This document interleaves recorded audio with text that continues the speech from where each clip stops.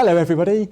I found that a barn with a big hole in the roof isn't much use to anyone, so in this video we're going to see if we can solve it. And spoiler alert, it doesn't all go according to plan. Now I've also found that as you get a little bit older, birthday presents and Christmas presents just become a little bit more useful. 10 sheets of curved corrugated steel, that's just what I wanted. But before we can put the new roof on, we've got to take the old one off.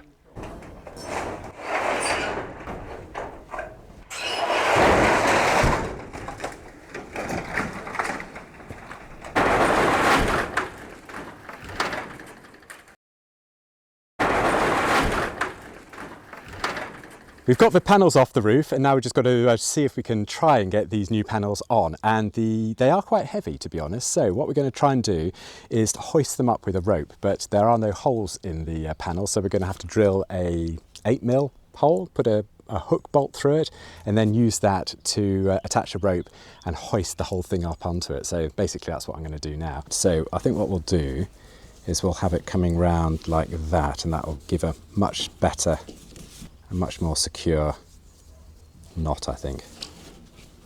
That's not a very good knot. I might redo that and do it as a bowline. It's not too bad actually, it's not going to slip out. So you want to tag it within 2 inches of the end.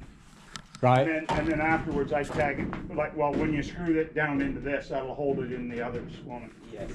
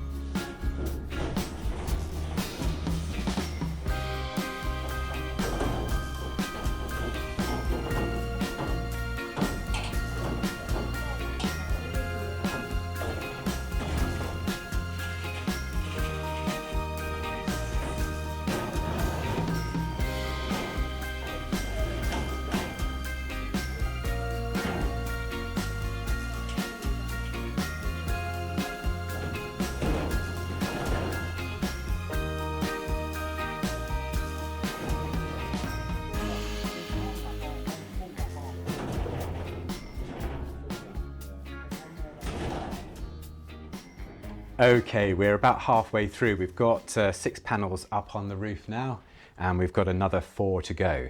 And we've not done it sort of permanently just yet. We've just sort of got it sort of up there temporarily, and we've stitched the panels to each other using these little self-tapping screws here. And then we've also used these longer self-tapping, I don't know what you call these really. They've got a fairly fine thread, but they've got a sort of drill bit at the end which taps into the steel work of the frame, so they get driven into the either ends of these bits along there, just those ones there, so they're sort of really nicely fixed to the steel work.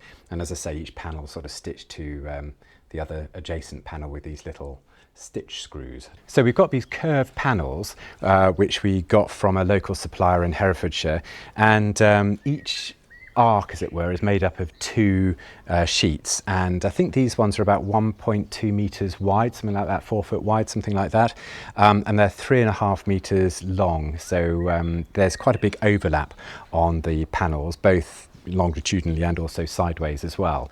But they actually sent us 12 panels, which is fantastic because we've got 2 left over for, you know, to use somewhere else, and they're quite expensive. So that's very generous of them, really. So we've got we're going to have 10 panels to put on this roof to complete it. We've done 6 so far, so we've got another 4 to go. The only thing is that I should be finding is quite difficult to get it all completely square. If you start off slightly wrong, you just carry on that mistake all the way across, and so you start to get a sort of sawtooth effect on the edges. So we might just have to correct that by drawing a straight line and angle grinding it, possibly. I'm not too sure. So that's one thing we have to consider at the end of it all. But we'll see how we get on, and if it's not too obvious, then we might just forget about it. This barn itself is probably about, I'm guessing at least 50, 60 years old. It might even be pre-war, I'm not too sure.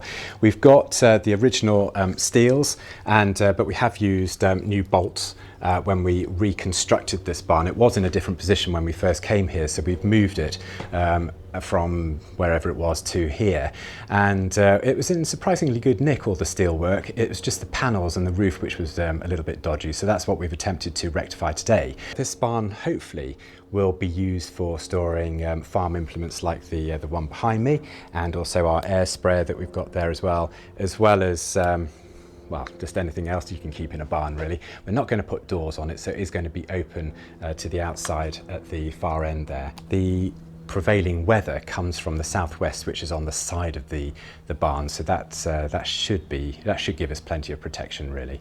It's got a nice sort of curved roof, which I always like. They're sort of called Dutch barns really, and the shape of it is quite classic looking, so it fits into the surrounding area really nicely.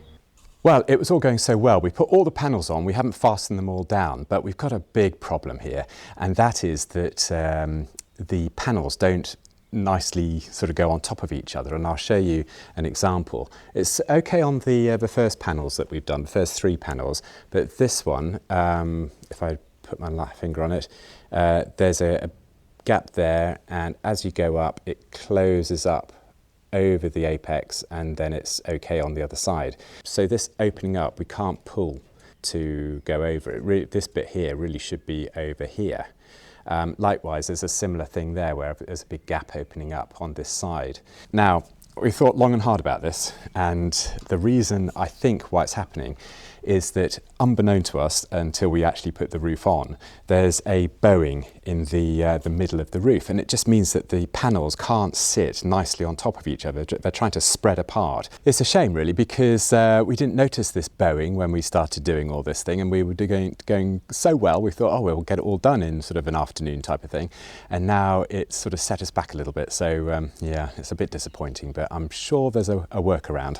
I think the easiest thing to do is if I go into the workshop and just create some wedges or something that I can jack up the middle of the roof, and then it should, in theory, bring those panels back to being square on top of each other again. Not sure. We'll give it a go. Okay, these are going to be my 2 wedges, and now all I need to do is just put our 45-degree cut on the side here so I can glide it underneath the roof panels. Right, okay, I've made a couple of wedges there, so I'm going to see if I can put those underneath the corrugated sheets and above that central beam that's bowing.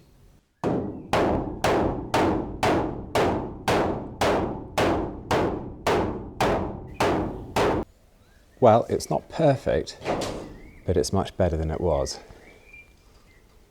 So I'm going to live with that. I've got this edge not quite matching up with the other one, but I'll just run an angle grinder along it, and I'll probably put guttering over it as well anyway, so that's not going to be too bad, I don't think.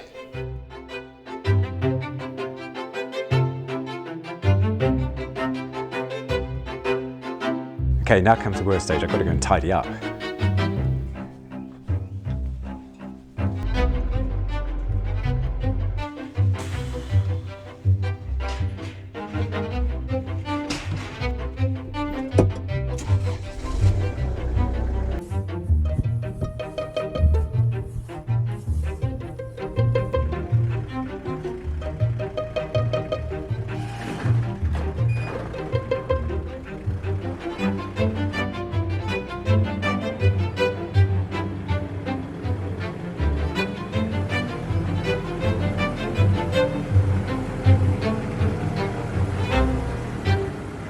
Well, with so many jobs on the list, I'm quite pleased I've got this one out of the way now.